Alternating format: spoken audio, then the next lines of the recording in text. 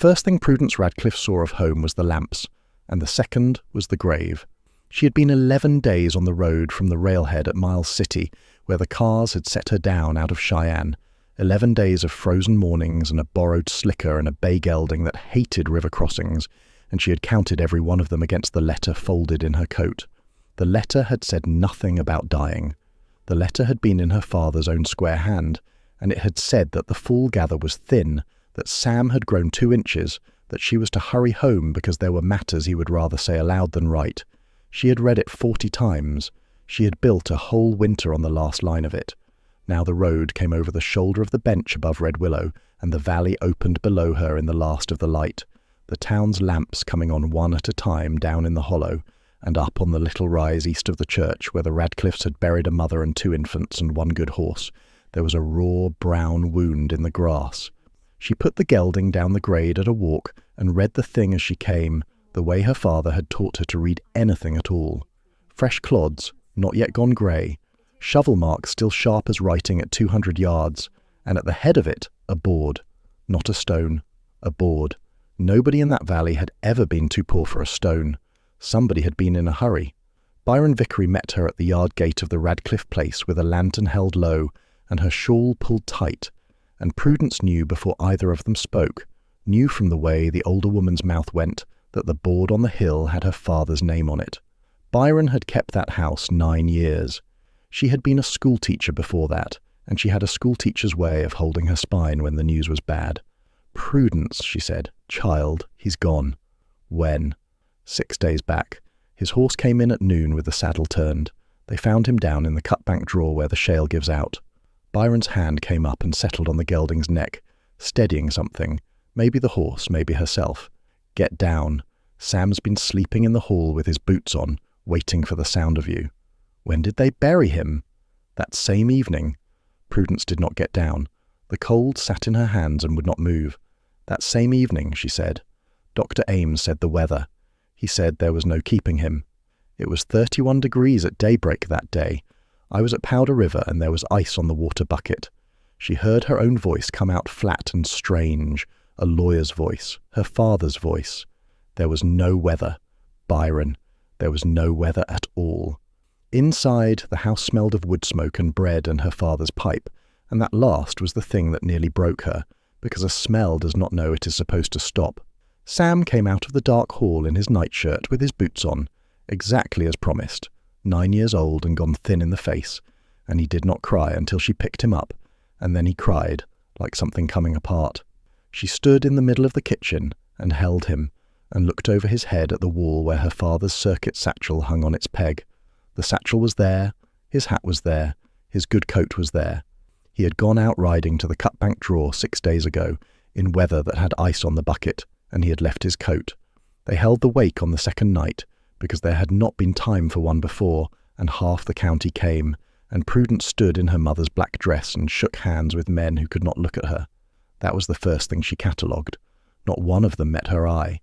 Old Ferris Nye, who had ridden with her father in '68, and once carried him 9 miles with a broken leg, shook her hand and studied the floor and said he was sorry, mighty sorry, and got out the door so fast he left his hat. The second thing she catalogued was Ulysses Underwood. He came in at 8 o'clock with his coat brushed and a sprig of dried sage in his lapel like a man observing a custom he had read about. 4 years in the Redwillow country had bought him the feed store through a cousin, the freight contract outright, and, people said, 2 of the 3 men on the town council. He was courteous the way a fence is straight, and he came straight across the room to her. "Miss Radcliffe." He took her hand in both of his. "The valley has lost its best man. I say that as one who did not always agree with him. Thank you. When you are able." He let go and turned his hat brim slowly through his fingers. "There will be matters. The range, the water rights, your brother's situation. Grief is no season for business, and I would not press you, but I would not have you wake in the spring and find things gone at 6s and 7s for want of a friend. My father's range is not at 6s and 7s. Of course." He smiled with great kindness. "Of course not." He stayed 40 minutes. Prudence watched him move through her father's parlour, watched him touch the door frame, watched him look at the ceiling the way a man looks at a roof he is thinking of owning, and by the time he left, she had a coal in her chest that she recognised and did not trust, because grief will make a woman see snakes in every rope. So she went looking for rope. She went to Adele Frame, the undertaker, on the third morning, and stood in his cold back room among the planed boards and asked to see her father. Frame was a soft, fussy man with red hands, and he backed against his own workbench. "He is buried, Miss Radcliffe." "I know where he is. I'm asking what you saw." "That is not. A daughter should not. A daughter has ridden 11 days, and she will not be managed." "Was he laid out? Did you wash him? Was the coffin open at any time to any person in this town?" Frame's throat worked. "Dr. Ames identified him. The lid was fixed at my shop. It was thought best. The fall was very bad, Miss Radcliffe, the face of him." And there he stopped, and something moved behind his eyes, and Prudence saw it land, and she filed it away like a receipt. He had not been going to say the face. He had been going to say something else, and had gone hunting for the face and found it in a hurry. "Who carried him?" "Mr. Underwood was good enough to send 4 of his men." She thanked him, which cost her, and walked out into the street and stood in the wind with her fists in her coat pockets. Dr. Ames had gone up to Fort Benton and would not be back until spring. The council had entered the death in the town book on the same day it happened. Her father had been in the ground before the horse's sweat dried. 4 of Underwood's men had carried the box. Nobody in Redwillow would look her in the face. Her father had taught her to read a lie the way he taught her to read a brand, not the shape of it, but the healing under it. A lie is a scar on a story. It is where the hide grew wrong. She saddled the bay before dawn on the 4th day and rode out to the Cutbank draw. It was 9 miles east, a long dry seam in the bench country where the grass gave way to shale and the ground went to ledges, and it was a bad enough place that her father had cursed it for 20 years and gone around it for 19. Prudence walked the gelding down the whole length of it with her hat pushed back, and then she walked it back up on foot, leading, reading the ground. There had been no rain in 11 days. She found her father's boot prints nowhere. She found no horse tracks at all above the shale, except a set that came in from the west and stopped and turned and went out again. 3 horses, shod, none of them her father's big-footed roan. She found the ledge they said he went off, and it was 8 feet at its worst, and there was sage growing at the bottom of it that had not been broken. Nothing had fallen there. Not a man, not a horse, not so much as a hat. She stood at the bottom of the draw with the wind coming up the seam of it, and the cold thing in her chest turned over and became something else, something with a spine in it. Nothing had fallen there, which meant they had picked the place for the way it sounded when it was said out loud. The land office in Redwillow was a plank room at the back of the mercantile with a counter, a stove, and a clerk named Denton Ordway, who wore spectacles mended with thread, and had been afraid of Prudence Radcliffe since they were both 14. Prudence had not planned to frighten her. She planned it now, a little, and was not proud of it. "I want to see the Radcliffe file. Sections 19 through 24, the creek frontage, and the 2 school sections my father held in trust." Denton did not move. "Denton." "They are not," the clerk swallowed. "They are not in the case." "Then where are they?" "Miss Radcliffe, the originals are not in the case." Prudence went around the counter.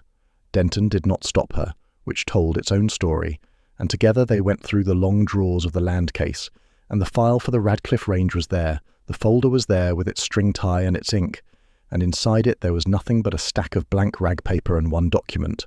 1 document on new paper, in a fine, clerkly hand that was not her father's and not Denton's, transferring the whole of the Radcliffe holdings, the range, the creek frontage, the home place with its barn and its 400 cottonwoods, to Ulysses Underwood in consideration of debts assumed. It bore her father's signature. It bore the date of the day he died. Prudence read it 3 times. The signature was a good one. It was very nearly perfect. The V of Virgil had the right lift, and the R had the little hitch he had put in it, since a horse fell on his hand in 71. Nearly perfect. Her father had crossed his double L in Radcliffe with 1 stroke since before she was born, a lazy bar joining both letters, and here the 2 were crossed separate and neat, the way a careful man does it when he is copying and trying hard. Who filed this? It was in the case when I opened Monday. Who filed it, Denton? And Denton Ordway began to cry, standing up without any noise, the way people cry when they have been waiting 6 days to be asked. I don't know. I don't know who put it there. But Prudence, and her using the given name was itself a kind of confession. The night of the burial, I was here late doing the freight book, and I saw 2 of Mr. Underwood's men go into Odell Frame's shop with a strong box, carrying it between them by the handles, and they came out empty-handed, and they were laughing, and I have not slept a whole night since, because who laughs coming out of a place like that? Prudence stood in the cold plank room with the forged deed in her hand, and the whole shape of it came up out of the dark at her, like a rock face out of fog. Not a killing to steal a range, a killing to steal papers. And the papers were the range. She rode home slow, working it. Her father had held the original patents for the whole Upper Valley in his own case as circuit judge, the school sections, the water filings, half the small outfit's proofs where men could not read and had asked him to keep them safe, Ferris Nye's, the Kettle Creek widows, the Dutchman's. That was why nobody in Redwillow would look at her. Half of them had felt the ground move under their own feet that week, and had decided that a bowed head was cheaper than a broken one. At the house, Sam was on the corral rail waiting, the way he waited now for everyone, and he came down and walked at her stirrup all the way to the barn. "Prue, is somebody going to take the ranch?" "Who told you that?" "Everybody says it in town when they think I'm just a kid in the store." She swung down and hung the reins and crouched, so they were eye to eye, and she took the boy by both shoulders. "Listen to me. This is your ground. Pa's name is on it, and yours is under his. Nobody takes it while I am standing up. And if you get tired, then I'll sit down on it," she said, "and they still can't have it." And Sam laughed the way a child laughs when he is being allowed not to be afraid for 1 minute, and she held on to that minute a long time after. Underwood came on the 6th day. He came at 10 in the morning with 6 men behind him, and a paper folded in his breast pocket, and he came at a walk, unhurried, because unhurried was the whole message. Prudence saw the dust from the hayfield where she and the 2 hands were pulling a wagon out of the mire, and she straightened up with mud to her elbows and did not go and change. Titus Stroud got there first. His outfit ran the north side of the creek, and he had been finding reasons to be on the Radcliffe side of it for 6 days. A strayed heifer, a borrowed mule, an offer of 2 men for the gather that she had refused twice, and accepted the 3rd time without either of them making anything of it. He was a big, slow-talking man of 34, who had buried a wife in Kansas and never said so unless asked. He came around the barn with his hat off and put it back on when he saw the riders. "That's Mallory with him," he said, "and the Kettle Creek pair. I see them. You want me to stand somewhere particular?" "Stand where you like," Prudence said. "Just don't stand in front of me." Something went across his face that was almost a smile. "No, ma'am." Underwood drew up and touched his hat. "Miss Radcliffe. I'd hoped to find you at the house." "You found me at work." "So I did." He looked at the wagon, the mire, her sleeves.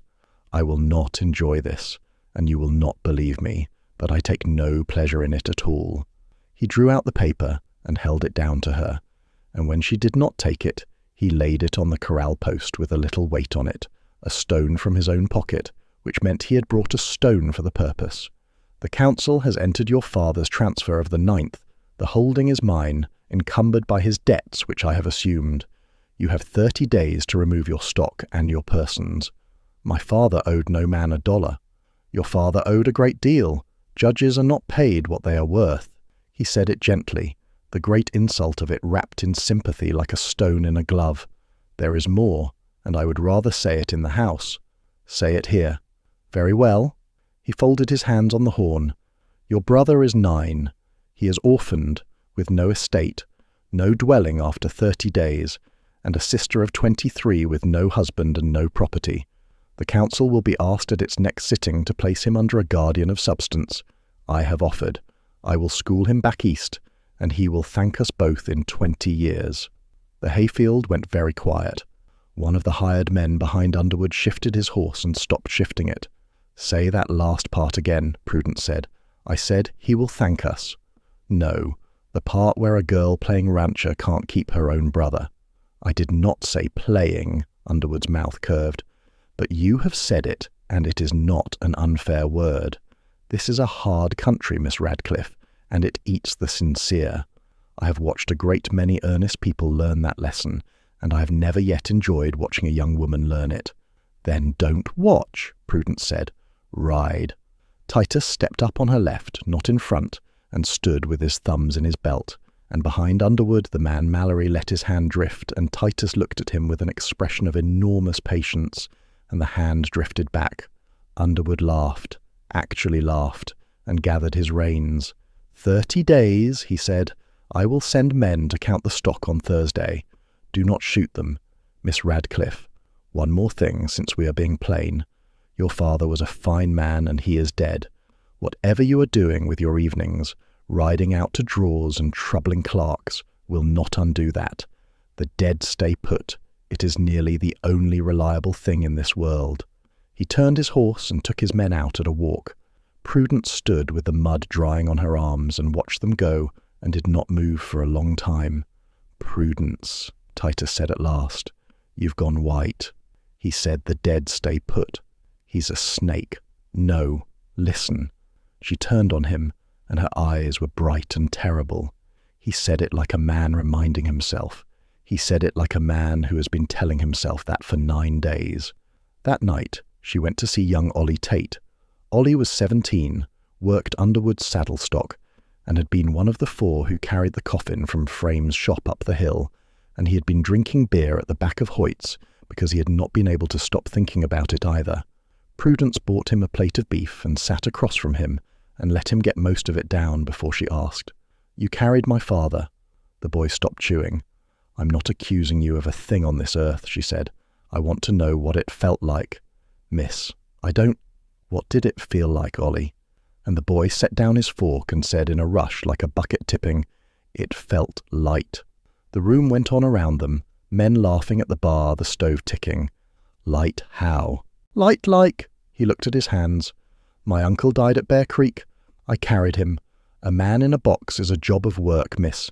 It takes 4, and you feel every step of that hill in your back. And we went up that hill with your father, and Ruth Mallory was on the front left, and he was walking easy." "Easy." "I thought I was going soft. I thought grief made me strong or something foolish. And then part way up something inside slid all at once like—" He made a small helpless motion. "Like a drawer." "Like paper," Prudence said. The boy stared at her. "I never said paper." "No," she said. "You didn't."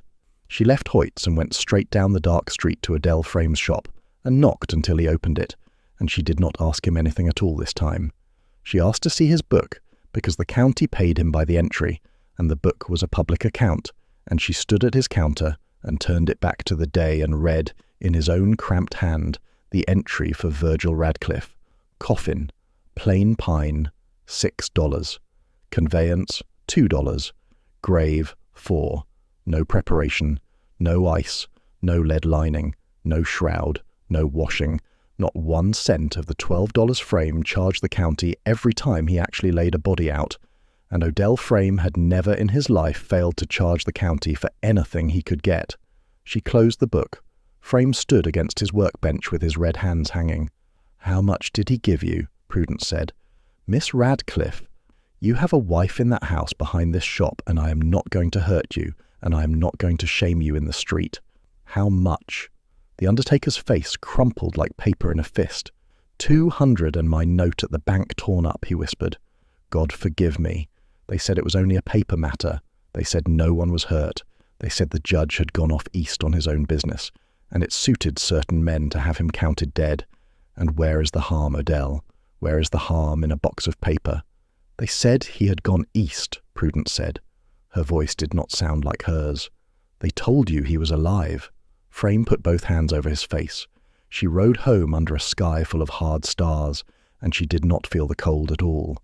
At the yard gate, Titus Stroud was waiting on his horse, because he had gotten it into his head sometime in the last week that a woman riding alone at night in that country ought to have somebody sitting a horse at the end of it, and had never once said so.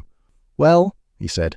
"Get the long-handled spade out of the barn," Prudence said, "and the bar and 2 lanterns, and don't let Byron hear you." He looked at her for the space of 3 breaths. "You're sure?" he said. "No, that's why we're going to look. Prudence, if you're wrong, if I'm wrong, I have dug up my own father, and I will carry that until I die, and I will still have been right to look." She swung down and faced him in the dark. "You can come, or you can go home, and I will think no less of you tomorrow either way. But I am going up that hill tonight, and I am going to open that box, and if you try to talk me out of it, we are done being friends." Titus Stroud went and got the spade. They rode up at 11:30 with the lanterns dark, and left the horses in the willows below the church and walked the last of it. There was a moon 2 days off full, and the grave was silver-brown under it, and the board at the head said Virgil Radcliffe, and under that, because somebody had run out of room or nerve, only the year. Prudence took the first shovelful herself. She had to. Then Titus took the spade, and she took the bar, and they went down into the ground together, working steady, saying nothing, the dirt coming up soft and unsettled, because it had only been in there 12 days, and had never had a rain to pack it. Once a coyote spoke somewhere over on the bench, and she stopped with her heart slamming, and then went on. 3 feet. 4. The night got into her sleeves, and she did not notice. At 4.5 feet the spade struck wood, and the sound of it went up her arms and into her teeth, and Prudence Radcliffe knelt down in her father's grave and cleared the lid with her bare hands. Plain pine. $6. 8 nails. Titus. I'm here. Give me the bar and stand back away. I'll stand right here, he said, and you'll pry it. She set the bar under the lid at the head and leaned, and the nails came out of the green pine with a long shriek that she felt certain would bring the whole town, and nothing came, and she moved down and did it again and again, and at the 4th she got her fingers under the board and lifted. There was no smell. That was the first thing. There was no smell at all. She lit the lantern with hands that had gone entirely steady, the way hands do at the exact centre of a thing, and she held it down into the box. No father, no man, no body of any kind. The coffin was packed to the lid with paper, bundles of it, tied in butcher's twine, laid in courses like brick. She lifted the top bundle and turned it to the light, and it was the original patent for the Kettle Creek quarter section, issued at the Bozeman office in 1873 to a widow named Hessel, who had been told last spring that her proof had been lost, and had walked off her ground with 2 mules and a Bible. Prudence laid it on the grass beside her knee and reached down for the next. Ferris Nye's homestead proof. Under that, the school sections, the water filings for the whole upper creek, the Dutchman's title, and at the bottom of the second course, in a wrapper of oiled cloth, the Radcliffe patents, the creek frontage, the home place, all of it, every original title in the upper valley, everything that made Ulysses Underwood a thief the instant it was seen by any honest man. He had not burned them. That was the thing that made her sit back on her heels in the dirt, with the lantern shaking at last. He had not burned them, because a title he could not produce was a title he could not sell, and a man like that could not bear to destroy the only thing that made him rich. So he had put them in the safest strongbox in Montana. He had put them under 6 feet of dirt and a dead judge's name, where no living soul would ever dig, because who digs up a judge? And beneath the last course, folded flat, there was a letter. It was in her father's hand. It was not in her father's voice. It said, in 11 cramped lines, that he acknowledged his debts, that he transferred his holdings freely, that he asked his children to make no trouble over it. The paper had been folded and unfolded many times. The ink at the end of the 4th line ran off crooked, and there was a smear the length of a thumb, and the signature at the bottom was shaky and true. No copied hitch in the R, the real one, his own hand, hurt. And in the top corner, so small she nearly missed it. So small it must have been done with the pen barely touching. In the shorthand he had used for 20 years to mark a witness's lie in his own docket. 3 letters and a number. KC4, Kettle Creek Line Camp No. 4. 9 miles up in the breaks, 3 walls and a stove. Snowed out from November to April, and a man could be kept there a year, and no rider would go within 4 miles of it. Prudence sat down in the bottom of her father's empty grave with the letter in her 2 hands, and Titus Stroud sat down on the edge above her, with his boots hanging in, and neither of them said one word for a long time. Then she said, "He's alive." Yes. They put paper in his grave and left him alive. Prudence. "I'm all right." She stood up. She put the bundles in the grain sacks they had brought for no reason either of them had said out loud, and handed them up, and took his hand and came out of the ground, and she was shaking now from the boots up. "I'm all right. Don't hold me yet or I'll come apart, and I need this held together until 9 o'clock. The circuit court sat at 9 in the upper room of the Odd Fellows Hall, twice a year, and by the grace of God and the calendar it sat that morning, with Judge Amos Baird down from Helena, with Marshal Enos Winslow standing at the back wall with his arms folded, with Ulysses Underwood in the second row in a clean collar, waiting to enter a transfer of range and a petition for the guardianship of a minor child. Prudence Radcliffe came up the stairs at 4 minutes past with grave dirt to her elbows. The room turned. every face in it. She walked up the centre aisle in a man's coat with her hair down her back and 2 grain sacks in her fists and the smell of turned earth coming off her, and she set the sacks on the clerk's table and cut the twine of the first bundle with her knife. "Your Honour, I am Prudence Radcliffe. My father is Virgil Radcliffe of this district, whom this town buried 12 days ago in a closed box." She spread the papers with the flat of her hand. "There is no man in that grave. I opened it myself at midnight, and this is what was in it." Underwood was on his feet. "Your Honour, this is a grief-sick girl." "Sit down, sir," said Judge Baird, "who has committed a desecration in the night and now stands before you filthy and raving. Sit down." Baird had picked up the Hessel patent and was holding it at arm's length, and his face had gone the colour of ash. "Marshal, come look at this." They went through it there in the open room while the town crowded in the doorway and along the wall. The Kettle Creek patent that the widow Hessel had been told was lost. Ferris Nye's proof, and Ferris Nye himself, standing up in the third row with his hat crushed in his hands, saying out loud, to nobody, "That's mine, that's mine. I signed that at Bozeman with my boy," and having to be got into a chair. The school sections, the water filings, and then the transfer to Underwood, laid beside 4 unquestioned specimens of Virgil Radcliffe's true signature out of the court's own docket, the cross double L, the hitch in the R, and Judge Baird looking from one to the other for perhaps 8 seconds before he set them down and said very quietly, "Well?" Denton Ordway stood up in the back of the room, shaking so hard her spectacles slid, and said that the originals had gone out of the land case sometime between Friday evening and Monday morning, and that on the night of the burial she had watched 2 of Mr. Underwood's men carry a strong-box into the undertaker's shop by the handles and come out laughing, and that she would say so again anywhere on any Bible they liked. And Odell Frame, who had come up the stairs behind the crowd because he had not slept in 12 days, said from the doorway, in a voice like a man laying down something enormously heavy, "There was no body. I never had a body. God help me, I never had one." Underwood moved. He went for the table fast, faster than a courteous man of 50 has any business moving, both hands out for the papers, not for the door, not for a gun, for the paper, because paper was the only thing in that room that could kill him, and he got one hand on the Radcliffe patents and half-turned before Titus Stroud came off the wall and took him around the arms and put him down on the boards with a crash that shook the lamps. The room made a sound, not a cheer, something older than that.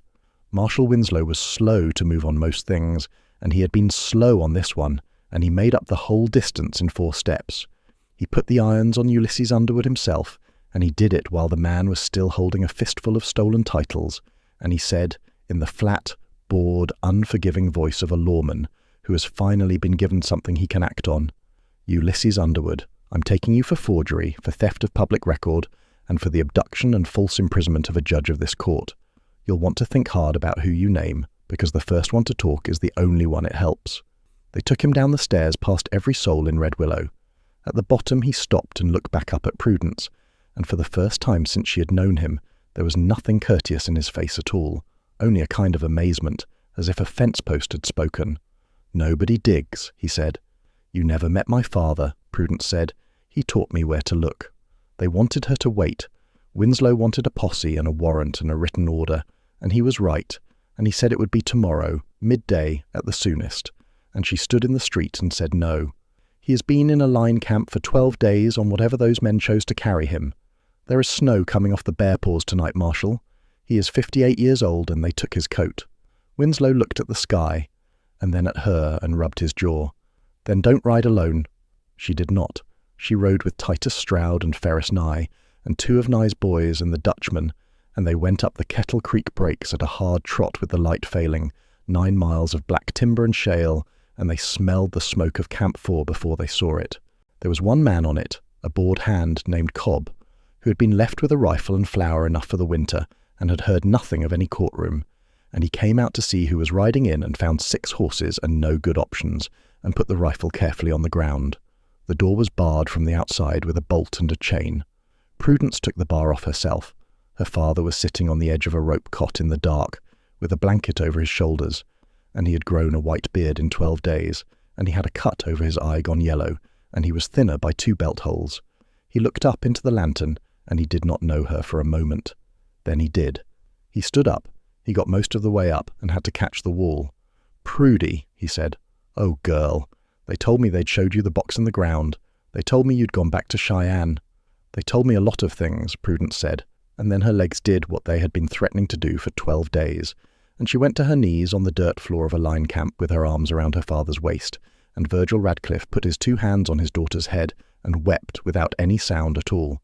They brought him down the mountain wrapped in 3 coats, riding double behind Titus, and came into the Radcliffe yard at 2 in the morning to find every lamp in the house burning, and Byron Vickery on the porch with a rifle across her knees, and Sam asleep sitting up beside her in his coat.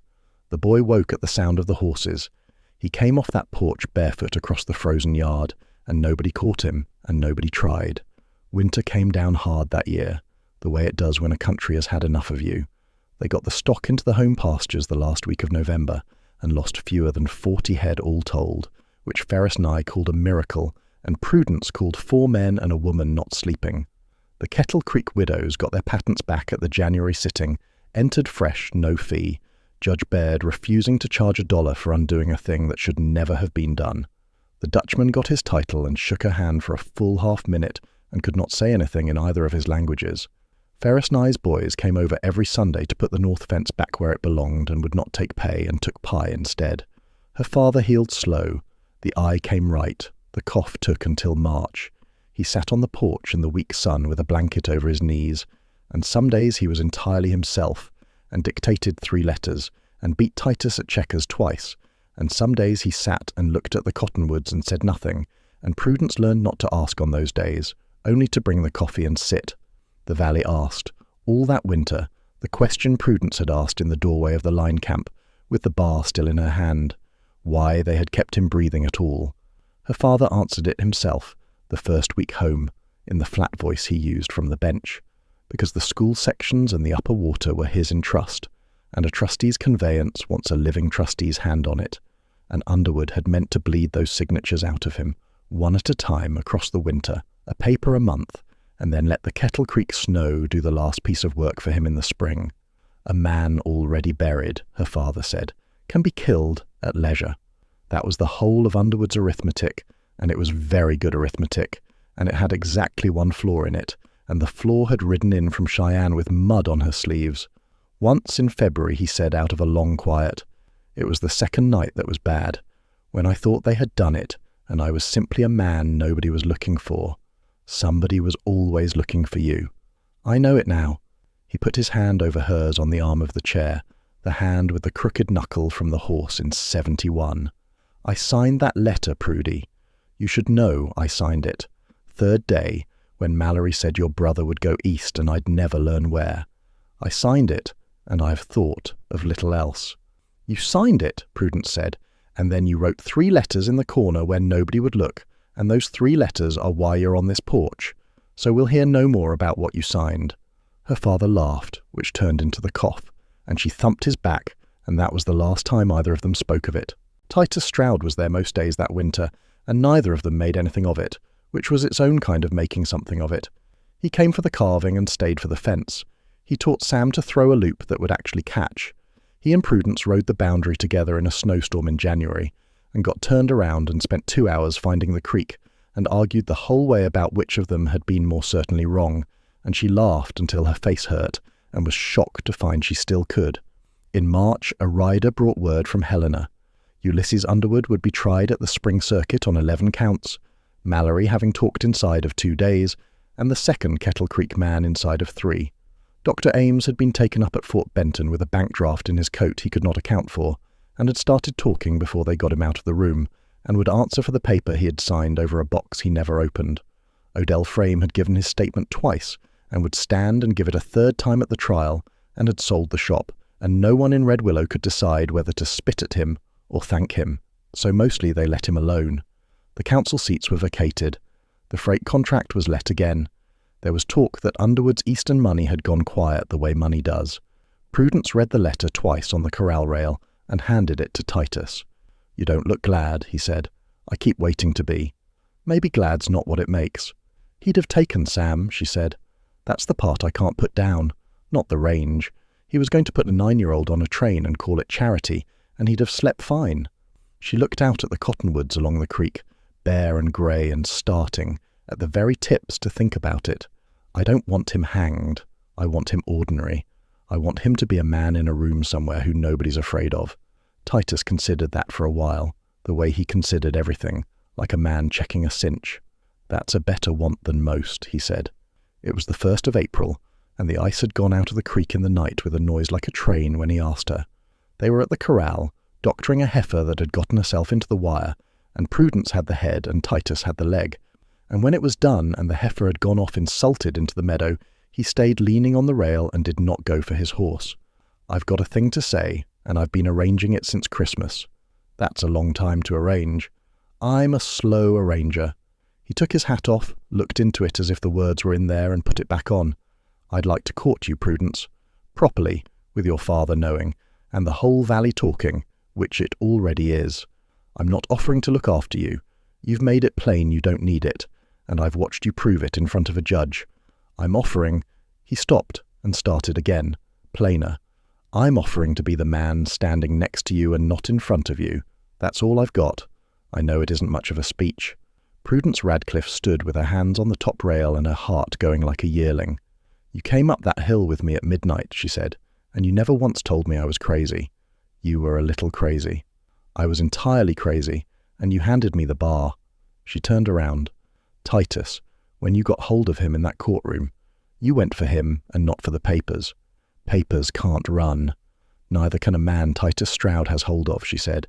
And then, because her voice had gone unreliable, ask my father tonight. He'll say yes so fast you'll be insulted. And you? I said, ask him tonight, she said, and you can walk me into supper now, if you can find your hat, which is on your head. They married in June under the 400 cottonwoods, with the creek up and loud and the whole upper valley there, the Kettle Creek widows in their best black, Ferris Nye crying openly and blaming the wind, Denton Ordway in a new hat, Byron Vickery running the tables like a general and stopping twice, both times when nobody was looking, to press her apron to her eyes. Judge Virgil Radcliffe walked his daughter out from the house on his own 2 legs, slow but not stopping, and gave her away in a voice that carried, and afterward sat in a chair in the shade and let people come to him, which is what a man does when he has learned recently what it is worth to be come to. Sam carried the ring on a string around his neck and did not lose it, a thing he mentioned for a year. Months later, in the first hard blue days of that fall, Prudence rode up to the bench above the home place to check the water and pulled up where the road came over the shoulder, at the exact spot where she had once sat a tired bay gelding and seen a raw brown wound in the grass on the hill by the church. The hill was green again. Somebody's sheep were on it.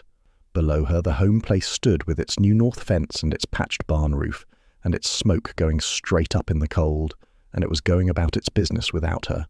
Byron was down in the garden taking up the last of the carrots and arguing about it with the dog. Her father sat on the porch with the docket book open on his knee, back on the circuit come spring, licking his thumb and turning a page. Out in the near pasture Sam threw a loop at a fence post and missed, and gathered it, and threw again and caught it, and hollered loud enough for the whole upper valley to hear about it. Behind the barn the maul stopped a moment and started again, which was Titus Stroud's way of saying he had heard it too. Prudence Radcliffe sat her horse a long while and looked at it. Then she turned her horse down the road toward home and rode in easy, in no hurry at all, because everything in that valley she had ever been told was lost was standing right there in the sun, and she had gone and got every bit of it back with her own 2 hands.